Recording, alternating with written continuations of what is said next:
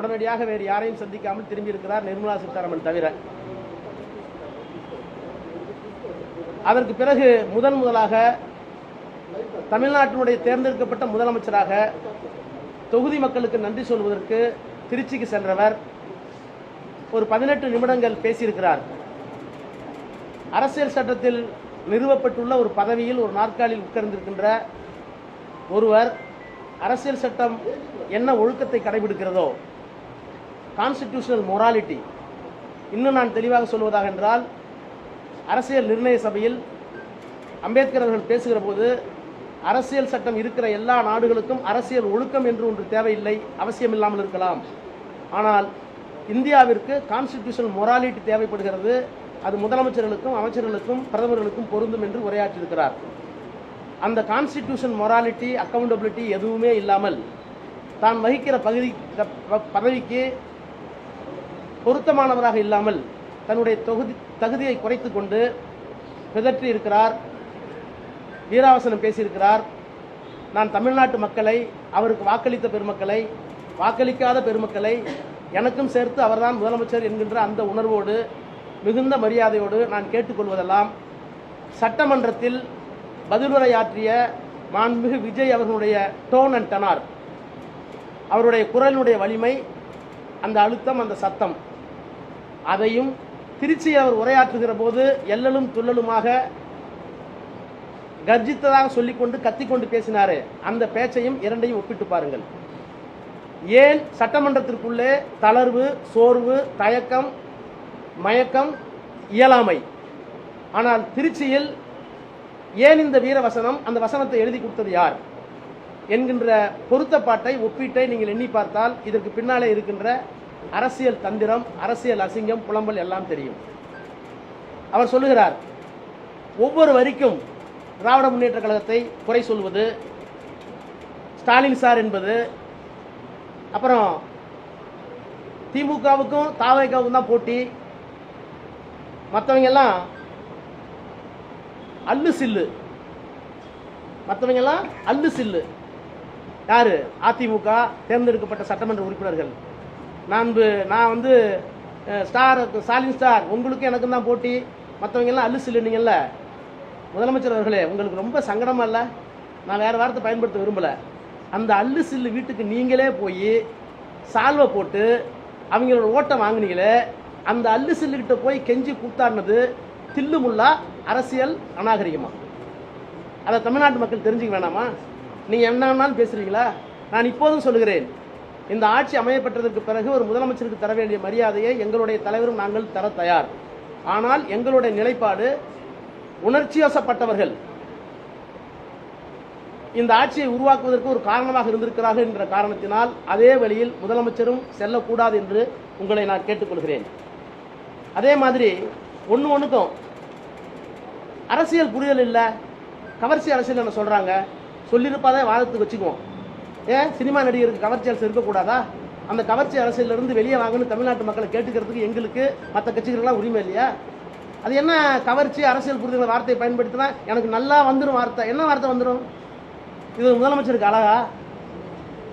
இவர் ஆக்குப்பைங்க கான்ஸ்டிடியூஷனல் சேர் brother, bro Vijay அப்படின்னு நாங்களும் கேட்போம். ஒரு முதலமைச்சர் போறீங்க, நன்றி சொல்றீங்க, திமுக விமர்சிக்க வேணான்னு சொல்ல, விமர்சிங்க, அதுக்கு ஒரு 5 நிமிஷம் எடுத்துங்க. மீதி 10 நிமிடங்கள் பிரதமரோடு போனேன், சந்தித்தேன், என்ன செய்ய போகிறேன், பிரதமரிடம் மனு அளித்திருக்கிறேன், ஏதாவது சொல்லியிருக்கீங்களா? நான் கேட்குறேன், யாரை பார்த்து நீங்கள் குறை சொல்கிறீங்க? தமிழ்தாய் வாழ்த்துக்கு வந்து நீங்கள் போய் கடிதம் கொடுக்குறீங்க. யார் தெரியுமா? ஸ்டாலின். நீங்கள் சொன்ன ஸ்டாலின் சார் யார் தெரியுமா? அரசியல் சட்டத்தால் திருத்தப்பட்ட EWS, economically weaker sections, constitutional mandate once it was pass in the parliament, அதை தமிழ்நாட்டுக்குள்ள அனுமதிக்க மாட்டேன்னு சொன்னவர் தான் ஸ்டாலின் சார். நீங்கள் தமிழ்தாய் வாழ்த்துக்கு நீங்கள் போட்டுருக்கிறது என்ன தெரியுமா? வெறும் ஜிஓ, கவர்மெண்ட் ஜிஓ சார். அரசியல் சட்டத்தை மீறினா ஆட்சியவே கலைக்கலாம். நாங்கள் மீறி இருக்கோம், தாழ்த்தப்பட்டவர்களுக்காக, பிற்படுத்தப்பட்டவர்களுக்காக. நீங்கள் ஒரு தமிழ்தாய் வாழ்த்துக்கு போய் கெஞ்சுறீங்களே, கூத்தாடுறீங்களே, உங்கள் வீரம் என்ன? இந்த வீரத்தை நாங்கள் வந்து அம்பலப்படுத்தக்கூடாதா? ஒன்று தெரிஞ்சுங்க மாண்புமிகு முதலமைச்சர் அவர்களே, நாங்கள் வந்து உங்களுடைய கவர்னன்ஸை தான் 6 மாதம் கழித்து விமர்சிப்போம்னு சொன்னோம். உங்களுடைய இயலாமையை, டே டு டே அட்மினிஸ்ட்ரேஷனில் இருக்கிற குறைபாடுகளை நாங்கள் விமர்சிக்க மாட்டோம்னு நீங்களும் சொல்ல முடியாது, நாங்களும் கேட்க முடியாது. நாங்கள் டே டு டே அட்மினிஸ்ட்ரேஷன் சொன்னால் இவ்வளவு கொலை நடக்குது, கொள்ளை நடக்குது, இவ்வளவு வந்து கற்பழிப்பு நடக்குது, பாலியல் தொந்தரவு நடக்குதுன்னு சொன்னால் நீங்கள் உடனே விமர்சிக்கிறீங்களேன்னா, நீங்கள் சொன்னீங்களே நான் வந்த உடனே எல்லாம் சரியாயின்னு சொன்னீங்களே. சரி, பணம் இல்லை, நிதி நிலைமை சீர் செய்வதற்கு 6 மாதம் ஆகலாம் அல்லது 2 வருஷம் ஆகலாம். சட்டம் ஒழுங்குக்கு என்ன பிரச்சனை? போலீஸ் உங்கள்கிட்ட தானே இருக்கு, துப்பாக்கி உங்க கையில் தானே இருக்கு, டிரான்ஸ்ஃபரிங் அத்தாரிட்டி நீங்கள் தானே, அதுக்கு என்ன காலவாசம் வேணும்னு கேட்குறேன். உளவுத்துறையை சரியாக வச்சுக்க வேண்டியதானே நீங்கள். உங்களுடைய உரையில் அப்புறம் வேற என்னெல்லாம் சொல்றீங்க? இப்போ தமிழ்நாட்டுக்கு அவர் கையெழுத்து போட்டதில் சிங்கப்பெண்ணு ஒரு திட்டம் கையெழுத்து போட்டீங்க. நான் கேட்குற சிங்கப்பெண்ணுக்கு பட்ஜெட்டரி சப்போர்ட் என்ன? கலைஞர் 3 கையெழுத்து போட்டார், எங்களுடைய தலைவர் ஸ்டாலின் 3 கையெழுத்து போட்டார் முதலமைச்சர் வரும்போது. அதுக்கெல்லாம் பட்ஜெட்டரி சப்போர்ட் என்னன்னு நிதித்துறை செயலரோடு பேசி அலாட் பண்ணி முடிச்சவருக்கு தான் கையெழுத்து போடுவோம். சிங்கப்பெண்ணுக்கு பட்ஜெட்டரி அலோகேஷன் என்ன? நீங்கள் எல்லாம் சொல்ல வரீங்க, பேரை மட்டும் மாற்றிட்டா போதுமா? ஒரு ஐஜியை போட்டீங்க, புதுசாக ரெக்ரூட் பண்ணீங்களா? அது புதுசாக டிபார்ட்மெண்ட் வாங்கி கொடுத்தீங்களா? இல்லை எந்தெந்த மாவட்டத்தில் சிங்கப்பெண் திட்டத்திற்கு போலீஸ் அலாட் ஆகிருக்காங்க? எத்தனை வெஹிக்கிள் நீங்கள் வாங்கியிருக்கீங்க? அதை என்ன நீங்கள் தொடக்கி வைக்கல, கையெழுத்து போட்டீங்களே, ஏன் என்ன தொடக்கி வைக்கலன்னு கேட்குறேன். அதாவது இனபிலிட்டி, இன்காம்பிட்டன்ட் அப்படின்னு நான் உங்களை சொல்கிறதுல என்ன தப்பு? ஆனால் நீங்கள் பேசுகிறத மட்டும் பார்த்தீங்கன்னா கைத்தட்டலுக்காக, உணர்ச்சியை தூண்டுவதற்காக எல்லாம் பண்ணுறீங்களே. நாங்கள் என்ன சக்தி தெரியுமா? மும்மொழி கொள்கையை நாங்கள் உள்ள விடல. என்னென்ன திட்டங்கள் நிறுத்தி வச்சிருக்கோம், டீலிமிட்டேஷன் நாங்கள் தான் நிறுத்தணும். நேஷனல் எஜுகேஷன் பாலிசி நாங்கள் தான் நிறுத்தணும். பிஎம்ஸ்ரீ 2500 கோடி ரூபா இழந்தாலும் பரவாயில்ல, 10,000 கோடி நட்டப்பட்டாலும் பரவாயில்ல, மாநில உரிமை விட்டு கொடுக்க மாட்டார் மோடி அவர்களே, நான் அதுக்கெல்லாம் பயப்பட மாட்டேன் அப்படின்னு சொன்னவர் தூர சத்தியம், ஓர சத்தியம், கோர சத்தியம், பார சத்தியம், தூர்ந்து போன சத்தியம்.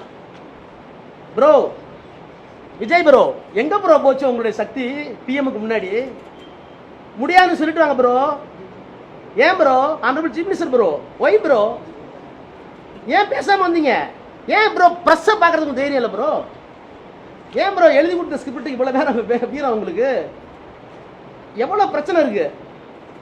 பாசிசத்தையும் எதுக்குறோம், பாயாசத்தையும் எதுக்குறோம். நீங்க ரைட், பாயாசத்தை முடிச்சிட்டீங்க.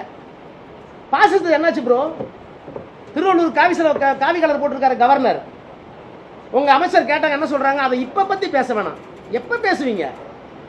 திருவள்ளுவர் எங்களுடைய இனத்தினுடைய, மொழியினுடைய, கலாச்சாரத்தினுடைய அடையாளம். பிறப்புக்கும் எல்லா உயிருக்கும் எம்பளம் போட்டுக்கிட்டா பத்தாது. திருவள்ளுவருக்கு இங்க காவி சாயம் பூசுறது நான் இப்ப பேச மாட்டேன்னு சொன்னா, எங்களுடைய மொழியை, இனத்தை தாழ்த்துகிற ஒருவரை கேள்வி கேட்பதற்கு துப்புள்ளாத ஒரு சக்தி எங்களை பார்த்து தீய சக்தி, தூரசக்தின்னு சொல்லுவீங்களா? நீங்க என்ன சக்தி? நாரசக்தியா? கேட்க மாட்டோமா? அப்புறம் நாங்க சாதி, மதம், பணத்தை எல்லாம் உடைச்சிட்டீங்க. நீங்க சாதி பார்த்து கேண்டிடேட்டே போடல, நீங்க மதமே பார்க்கல. கையில ஒரு மதம், நெத்தியில ஒரு மதம், பதவி ஏற்றுக்கும் போது ஜோசப் விஜய் என்னும் நான், அது ஒரு மதம். என்ன bro? Total contradiction bro, bundle of contradictions. இந்த பண்டில் ஆஃப் கான்ட்ரடிக்ஷன் பேர் நான் தாண்டி வந்துட்டாங்கிறது இல்லை, அதெல்லாம் உள்ள மறைச்சு போட்டு வச்சிருக்கீங்கன்னு அர்த்தம். அதை விட பெரிய கொடுமை, இந்த திருச்சி கிழக்கு தொகுதி என்னுடைய செல்லை பிள்ளைங்கிறாரு. ஐயோ ஜனங்களே ஜாக்கிரதையா இருக்கு. நான் இப்ப என்ன கேட்கிறேன், இதெல்லாமா ஒரு சீஃப் மினிஸ்டர் பிரச்சனை? ஒரு சீஃப் மினிஸ்டருக்கு முன்னாடி என்னென்ன பிரச்சனை இருக்கு? தமிழ்நாட்டுக்கு தர வேண்டிய உரிமைகளை நீங்க தந்தீங்களா? இன்னைக்கு DK சிவகுமார் பக்கத்து மாநிலத்துடைய முதலமைச்சர் பேசியிருக்காரு.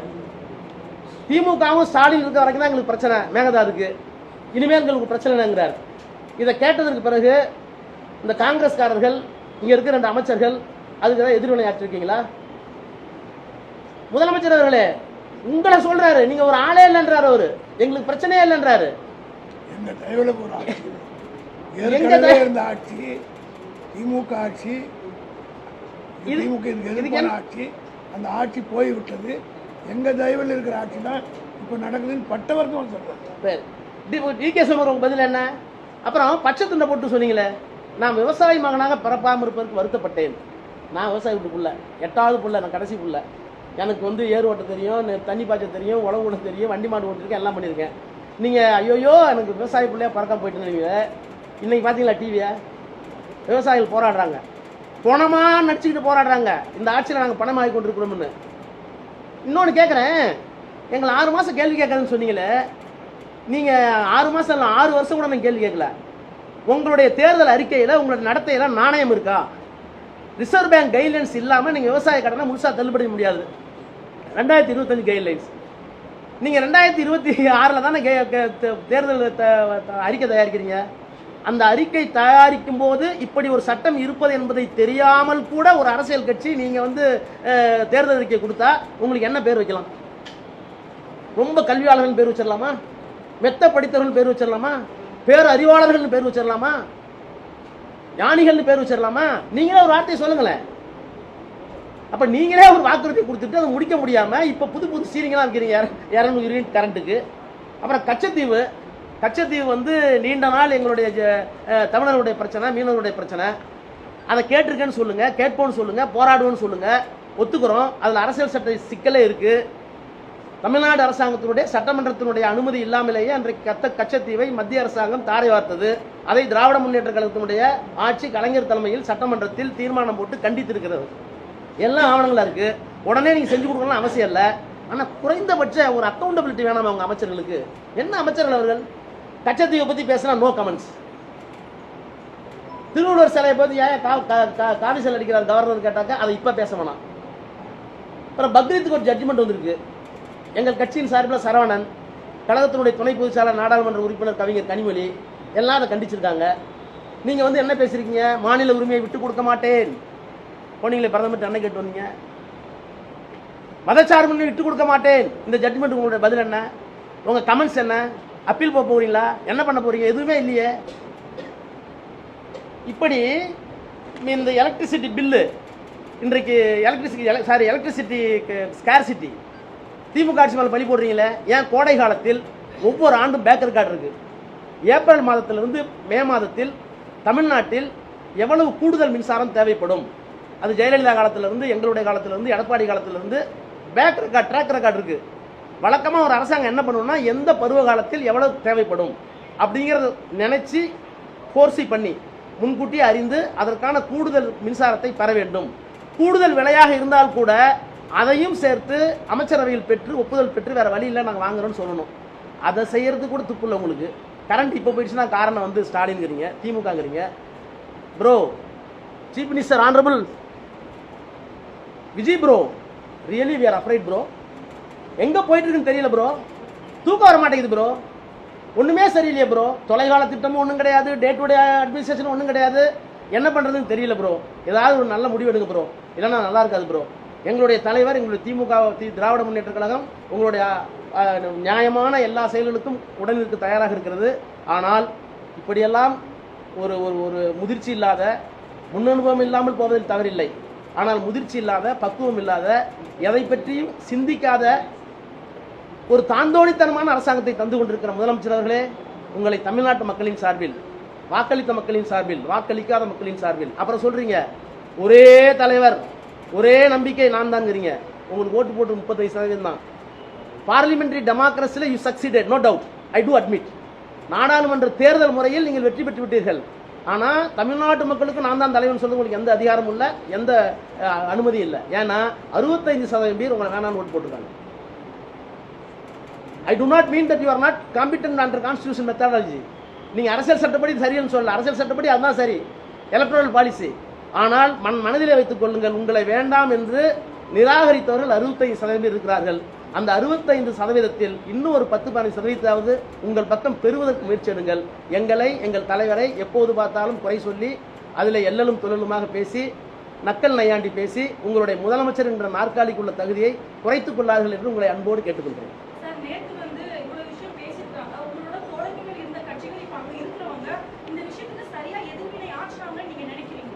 நான் அதுதான் மொத்தமாக சொன்னேன். கான்ஸ்டிடியூஷனல் மொராலிட்டின்னு ஒன்று இருக்கு. அதாவது ஒரு அரசாங்கம் இருக்கணுங்கிறதுக்காக இன்னொரு அலைன்ஸை ஜெயிச்சவங்க வெளியில இருந்து ஆதரவு கொடுக்குற நான் ஒத்துக்கிறேன். சிபிஐ சிபிஎம் ஒத்துக்கிறேன். மற்றவங்களை நான் விமர்சிக்க வேண்டிய அவசியம் இல்லை. ஏற்கனவே விமர்சனங்கள்லாம் சோசியல் மீடியாலாம் பார்த்துருப்பீங்க. இப்போ நான் சொல்ல வர்றது, இன்னொரு அணியில இருந்து வெற்றி பெற்ற பிறகு அவர்களுடைய தயவோடு ஆட்சி அமைத்ததற்கு பிறகும் நீங்கள் ஏதோ 185 சீட்டு பிடிச்சிட்ட மாதிரி கை காலெல்லாம் ஆட்டிட்டு பேசுறீங்களே. கை இப்படி போகுது இப்படி போகுது. நான் என்ன கேட்குறேன், சட்டமன்றத்தில் எங்கே போச்சு உங்கள் கை? பேப்பரை வச்சுட்டு பேசிக்கிட்டு என்ன அர்த்தம்? ஏன் பவுனிங்க? எதிர்கட்சி தலைவர் மாண்புமிகு உதயநிதி ஸ்டாலின் கேட்ட கேள்வி உங்களால் ஏன் பதில் எதிர்கொள்ள முடியல? உங்கள் பாடி லாங்குவேஜ் எங்கே போச்சு அன்னைக்கு? My sincere appeal to the press. நான் தயவு பண்ணி கேட்குறேன், ஏதோ அவரை வெறுத்து கேட்கல. 2 பாடி லாங்குவேஜையும் 2 டோன் அண்ட் டனாரையும் நீங்கள் வந்து ஒப்புமை செய்யுங்க. அதற்கு பிறகு இவருடைய ஆளுமை என்ன, இவர் என்ன செய்ய போகிறார், என்ன டெலிவரி கொடுக்க போறார் அப்படிங்கிறத நீங்க தான் தீர்மானிக்கணும், மக்கள் தான் தீர்மானிக்கணும்.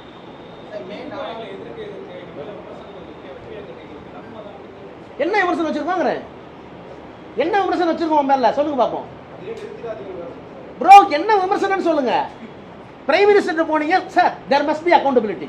You are elected chief minister, you met the prime minister.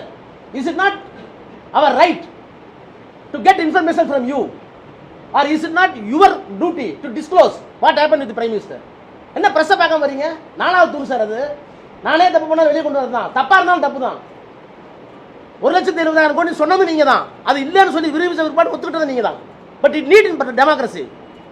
எதுவுமே நான் பார்க்க மாட்டேன்னா இதெல்லாம் சும்மா ஒரு கூடாம போட்டுக்கிறது. நீங்க எதுக்கு நாங்க பாத்துக்கிறோம். இதெல்லாம் ஒரு முதலமைச்சருக்கு பேசாதலாம், இந்த நையாண்டி நக்கல்லாம் இதெல்லாம் வந்து அது தாவேக வளர்ந்த 2ஆம் கட்ட தலைவர்கள் பேசிட்டோம். அல்லது ஒன்றும் தெரியாத அமைச்சர்கள்லாம் வந்து இருக்காங்கல்ல, யார் சுற்றுலாத்துறைக்கும் சுற்றுச்சூழலுக்கும் சுற்றுலாத்துறைக்கும் தெரியாத அறிவுஜீவிகள்லாம் இருக்காங்கல்ல, அவங்க பேசிட்டு போட்டோம். அதெல்லாம் இவர் பேசக்கூடாது.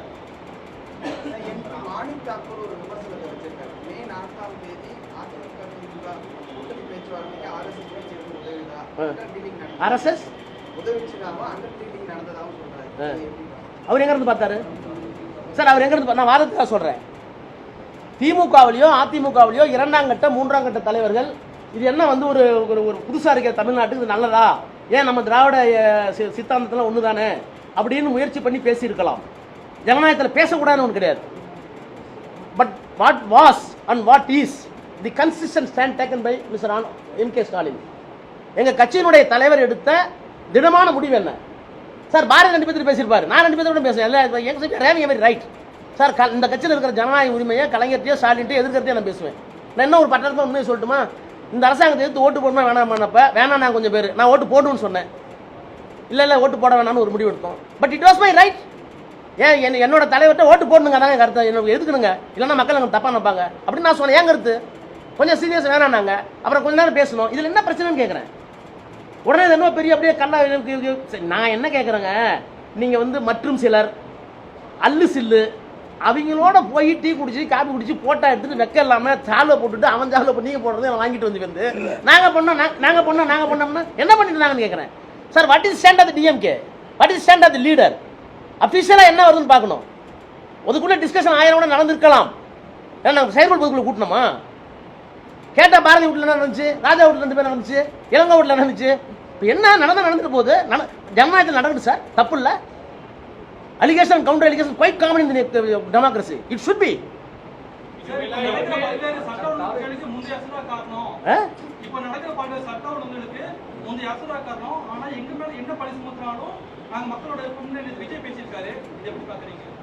இது நீங்க பிரஸ் தானே, அவர் சொல்லிட்டார்ல, எங்கிட்ட வந்து கேக்குறீங்கல்ல.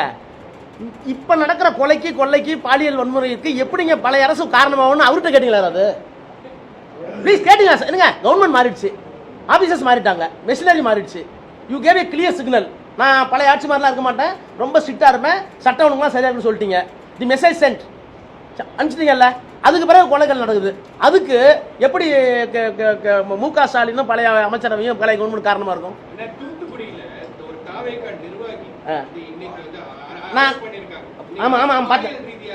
பார்த்துருக்கேன். நான் என்ன கேட்குறேன் உங்கள்கிட்ட, நீங்க ஏன் தயவு பண்ணி ஏன் கேள்வி கேட்க மாட்டேங்கிறேன்னு கேட்குறேன். பார்த்தால கேட்குறேன் சார்.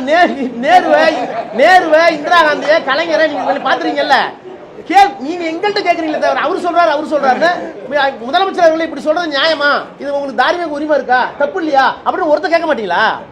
பார்த்தாலே கேட்குறேன் ஓடுறேன். அதனால என்ன 24 மணி நேரத்தை 25 மாற்றிடலாமா? நாளையில இருந்து நான் ஒரு நாளைக்கு 24 மணி நேரம் சார் மேடம். நான் இவருக்கா 25 மாத்திட்டுமா? 365 நாள் இன்னொரு 10 நாள் எக்ஸ்டெண்ட் பண்ணிடலாமா?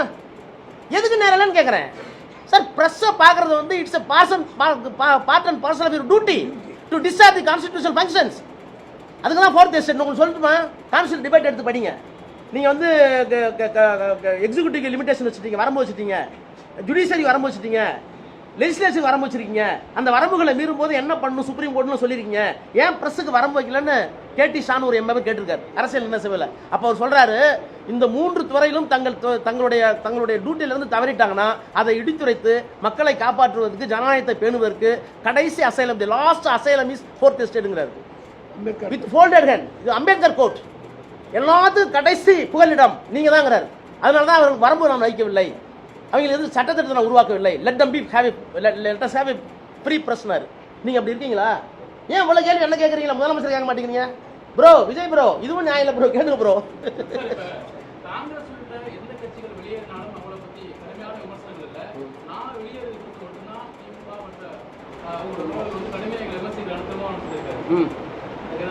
அது எங்களுக்கு இருந்த அவ்வளோ பிணைப்பு பாசம் யாருக்கு கூட வச்சிருந்தோமோ அந்த பாசம் வந்து முரண்படும் போது கோவம் வரும். காங்கிரஸ் நாங்கள் அவ்வளோ பாசம் வைக்கல, ஐடியாலஜிக்கலா. சிபிஎம் வெளியே இருந்தாங்க, அதனால எங்களுக்கு ஒருத்தர் இருக்கும். அதில் என்ன இருக்கு சார்? எங்கள் சொந்த தம்பி, எங்கள் அண்ணன் எனக்கு வந்து நான் எதிர்பார்த்த ட்ரஸ்ட் அவுட் இல்லைன்னு சொல்லும்போது கோவம் வரும். நாளைக்கு திரும்பவும் சேர்ந்துக்குவோம் சார். ஐடியாலஜியில் சேலிங் சேம் போட். அன்னைக்கு கோவம் இருந்தது, வருத்தமாக நானும் பேசியிருப்போம், அவங்களும் பேசியிருப்பாங்க. அதில் என்ன இருக்கு? நத்திங். இது ஒரு சகோதர முரண்பாடு, அவ்வளோதான். It may not be permanent.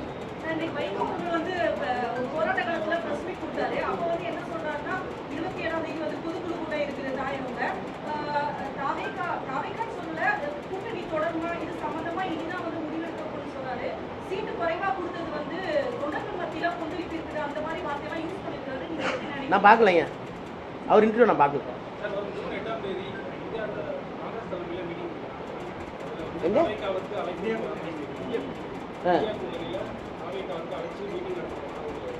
எங்க கேஷியம் சொல்றாங்க, என்னன்னு தெரியல, அபிஷியலானு தெரியல. நான் இல்ல டிவியில பார்த்தேன், இன்னும் யாருக்குமே அழைப்பு வந்த மாதிரி தெரியல.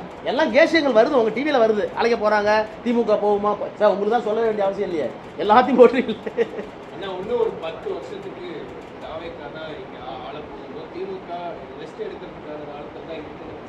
யாரு ஏங்க இப்போ அவர் வந்து திருச்சியில் பேசின பேச்சுக்கே நான் பதில் சொல்லிட்டேன். அப்புறம் இன்னும் அவரெல்லாம் பேசின நான் தான் சொல்லிட்டேன்னா இதுக்கு மேலே நான் வார்த்தையை கடுமையாக பயன்படுத்த முடியாது. அவர் சொல்கிறாரு, அவ்வளோதான். ஒரு உட்டோப்பியன் ஒரு வேர்டு தெரியுமா? யூஆர் லிவிங் இன் உட்டோப்பியன் வேர்டுமாங்க. அது மாதிரி ரைட். இது ஒரு தேர்தலில் வந்து ஒன்றும் சிங்கிள் ஃபுல் மெஜாரிட்டி கொடுக்கல, ஒரு ஃப்ராக்சர்டு மெஜாரிட்டி தான் கொடுத்துருக்காங்க, 107 தான் கொடுத்துருக்காங்க.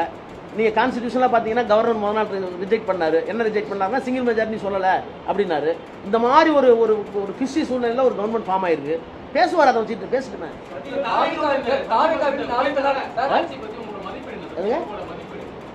சார் மதிப்பீடு தான் டெய்லி நான் கொடுத்துட்டு இருக்கேன். கொல்ல இன்னைக்கு கூட தூத்துக்குடியில் கனிமொழி தொகுதியில் நடந்துன்னு கனிமொழி பேட்டி கொடுத்துருக்காங்க. பிரஸ்ல கேட்டாங்க.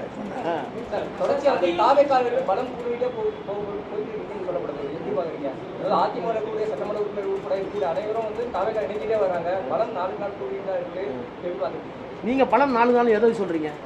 எம்எல்ஏ இருங்க சார், நான் என்ன சொல்றேன், ஒரு அதிமுக எம்எல்ஏ தேர்ந்தெடுக்கப்பட்ட எம்எல்ஏ வராரு. அவருக்கு வந்து பெரிய கான்ட்ராக்டர், அவருக்கு வந்து பிசினஸ் இன்ட்ரெஸ்ட் எக்கச்சக்கமாக இருக்குது. அரசாங்கத்தினுடைய தயவு இல்லாமல் ஒரு பிஸ்னஸே ஓடாது. நான் பேர் சொல்ல விரும்பல. அவர் வந்து தொகுதி மக்களுக்கு நான் நல்லது செய்வதற்காக நான் கட்சி மாறுறேன்றாரு. கட்சி மாறுறேங்கிறாரு. இது நீங்கள் ஒத்துக்கிறீங்களா? இதை செல்வாக்கு நீங்கள் சொல்ல வரீங்களா? நீங்கள் சோசியல் மீடியா வலைதளங்களில் பாருங்கள். என் பேத்தி சொல்லி ஒன்று போட்டேன், என் பேரை சொல்லி போட்டு வருதா இல்லையா? நீங்கள் எப்படி 4 நாள் அதிகரித்துன்னு சொல்கிறீங்கன்னு கேட்குறேன்.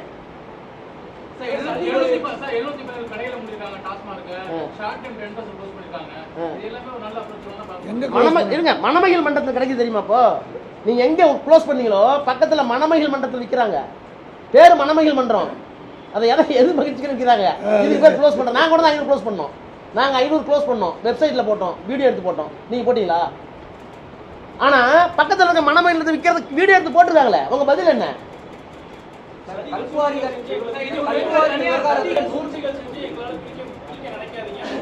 யார நாங்க என்ன சூழ்ச்சி சொல்லணும்னு சொல்லுங்க sir. Sir sorry to say, பைத்தியக்காரத்தனமா இருக்கு. ஏதாவது சூழ்ச்சி செய்கிறாரு, சூழ்ச்சி என்னன்னு சொல்லிட்டு சொல்லுங்க. It is bound and duty of myself to give the answer. என்ன சூழ்ச்சியா சொல்ல மாட்டேங்கிறாரு. சூழ்ச்சி செய்யாதீங்க, சூழ்ச்சி என்ன சார்? இருட்டில் போய் பேய் வருதுன்னா ஒன்று வந்து மனநிலை கொண்டு விடாரு, நான் தைரியம் கொண்டு விடாரு. நீங்க தான் முடிவு பண்ணீங்க. எங்க பல விஷயங்களுக்கு பதில் சொல்ல அவருக்கு என்ன தெரியும்?